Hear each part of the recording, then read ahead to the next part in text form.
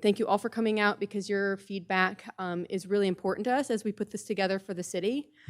So again, thank you for taking the time. And I'll go over just a couple of basic things about the master plan and the process and what you can expect from it. And then we'll put the boards and everything back up, and then you all can give some more your input that way. Where's my next one? I want to give Keith my slide guy. So I want to let you all know, first of all, who the heck we have here running this show. So my name is Lisa Roberts. I'm with ESP Associates, and I'm a landscape architect there. And so I'm the project manager on this project. We have a variety of folks here from the city. We have Keith, and I haven't even seen Kevin yet, but we have Keith, and we have Tom, and we have Micah here to help answer some questions. As well as Kevin. I haven't seen him yet. But and then we also have a variety of us from ESP and the consultant team that's helping the city. And so, again, my name is Lisa. We have a handful of our engineers here. We have JP and Daniel, or not Daniel, but Alex. Daniel is one of our planners. We have Dindar there in the back room as well. And then we have Brenda, who greeted you at the front. We also have some other stellar team members with us. We have Lauren here. She's our Historic and Cultural Resources consultant, as well as Keith Covington, who's here for additional urban planning support for us.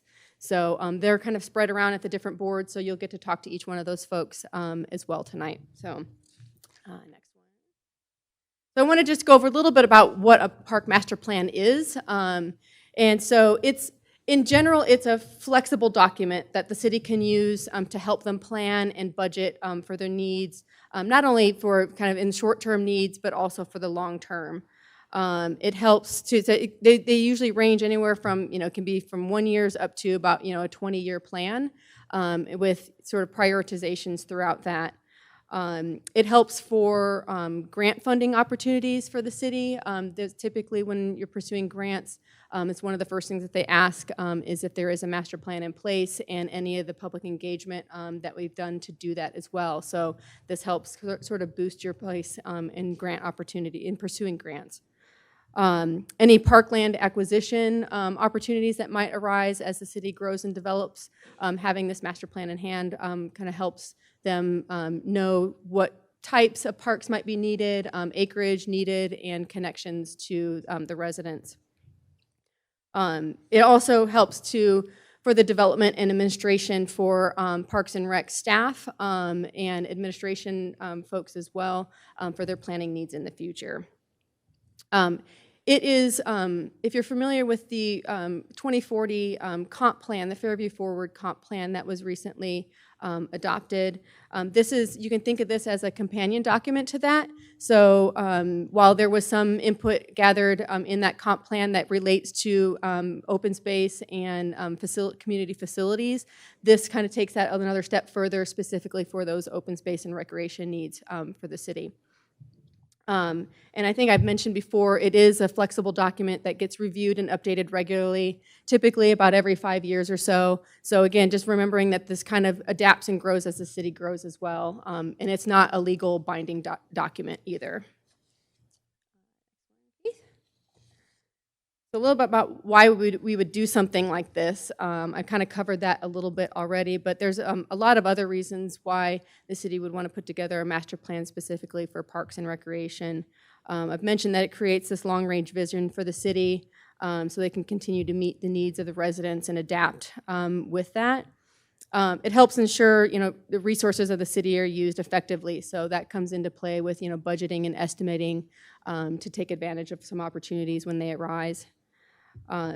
Having input from the public as part of this process helps us establish priorities based on what you folks say that you would like to see and what you need in your parks for your city to help you with your recreation. With that too, it can help us maybe fill in some gaps for some of the recreation needs that might not be met right now, as well as help us avoid redundancy, putting the same thing out there again and again, which might not meet the needs of all the different residents in the city. Aligning investments with the needs of you folks, again, that helps you get your best bang for your buck, so you're not wasting money on things that people might not want to see or use or have any need for. and then also can help us identify some potential opportunities for public and private partnerships. So that can be with some of the school systems, it can be with the county, it can be with even development that comes in as well. So it kind of helps strategize those partnerships also. And like I said, it is kind of the key to a lot of the different grant funding processes and applications. So our process, right now, in the timeline of processes, like I said, this is the first out of the 2 public meetings that we'll have. We've been doing some data gathering of the existing parks now and the facilities and the programs that are offered.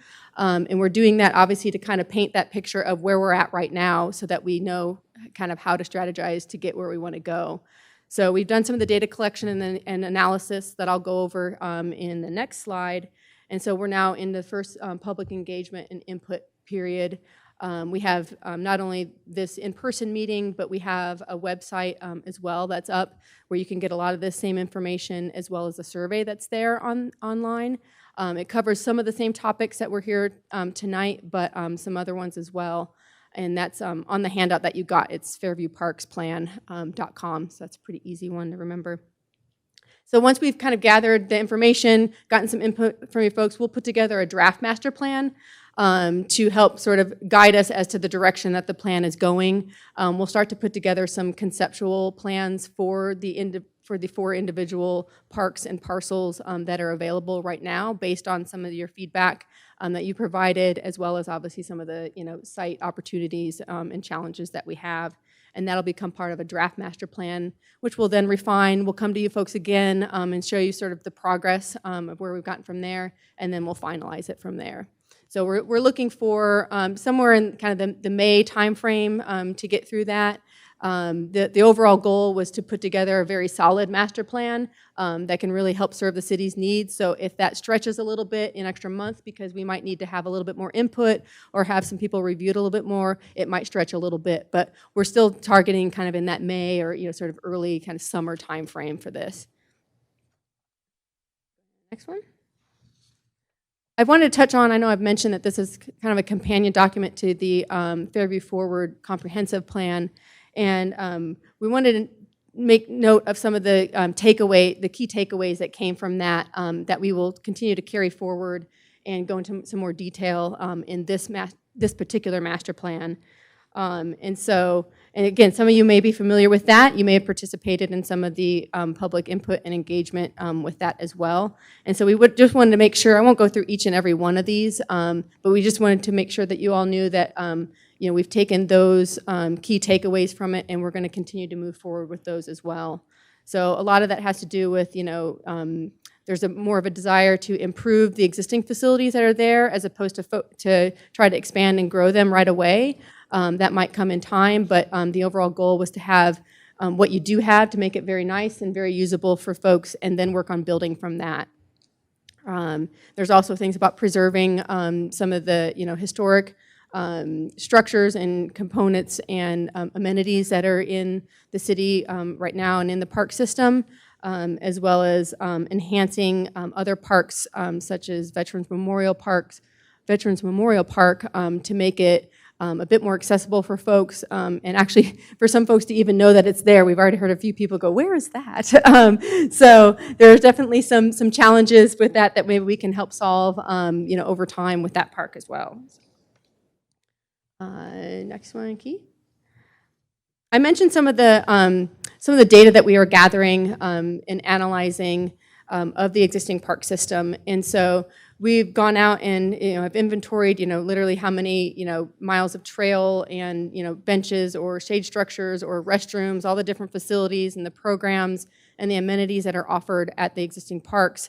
And what we've done is done a high-level comparison of those with the National Recreation and Parks Association data, where they survey all of the parks throughout the entire country for what they provide in their cities and in their parks.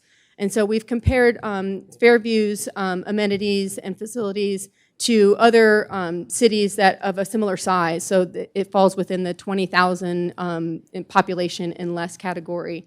And so again, some of the key takeaways from that, where Fairview ranks is actually quite a bit ahead of some of the other park systems, mainly in terms of the acres of parkland they put it per 1,000 residents. It's actually quite a bit higher than most other cities of a similar size. It's 5 times higher, and that's obviously largely because of Bowie Nature Park. You got a 700-acre behemoth right there in the middle of town. So the number of acres of parkland available per 1,000 residents is actually very high, as well as the miles of trails available to residents as well. Again, because of the trails that are in the Bowie Nature Park, put Fairview up pretty high on that.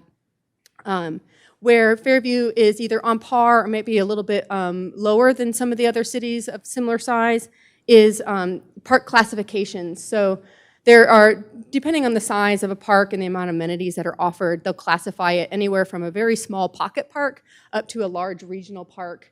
And so again, with basically 3 parks in the system right now, the largest one being Bowie Nature Park, which inherently in and of itself is a nature preserve. The variety of types of parks available to Fairview residents is a little bit lower than some of the other cities. There's just, again, with such a large park there, it kind of takes over a big footprint in the city.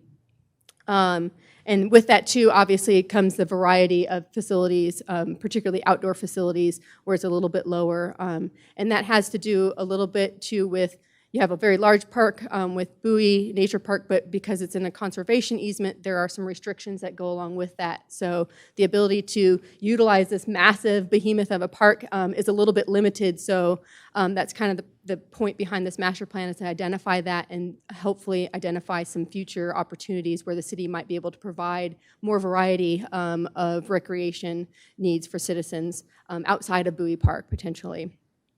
Again, I won't go through each one of these in detail. I just wanted to paint a little bit of that picture, but the overall takeaway from this particular thing with data is that data is only data, and it only takes us so far. What the very key component to this is the feedback from you folks who actually live here and use these parks. And so it doesn't necessarily mean that much comparing us to other cities if the residents of Fairview really feel a certain way about how their city should provide recreation and open space opportunities for the residents. So that's why it's very key to get your information on this, because again, numbers kind of just paint only one part of the picture. So you can go to the next slide too on this one, Keith. So that's why we brought you here tonight. That's why we have the website up with the survey to get some more input. We want to find out more about how you use these parks right now. We'd like to know a little bit more about, in general, where you live and how often you visit some of these parks right now. And then even more importantly, any needs or wants that aren't being met by the park system that you have right now that we might be able to plan and find some opportunities to provide for in the future. So that's why you're here tonight. That's why we have the survey on the website as well. And that's why I've also put my email up here. So if there's anything that pops in your head randomly that you wish you would have said or wanted to mention, you can email me and let me know. And also, again, you can go to the website as well and provide some input there. I'm going to probably, I put on here, but taking the survey by March 14th, I'll probably go ahead and end up extending that maybe by about a week or so, just to give some folks some more time to provide some input. Again, like I said, our focus was creating a very workable master plan that the city can use and not necessarily trying to adhere to some super strict timeline. I mean, obviously we kind of need to keep a schedule and keep things moving, but I want to make sure that we get as much input from folks as we can. So I'll probably end up extending that time frame. And then, yeah, I'll just take any questions that you folks have, but I mean, we've got a lot of boards up and some information to get from you, but if you have any general questions, I can take a couple and then we'll bring all the boards back up. We took them down so that people could see the presentation, so that's why they all came down for a few minutes, but we'll put them right back up. But if you have any general questions,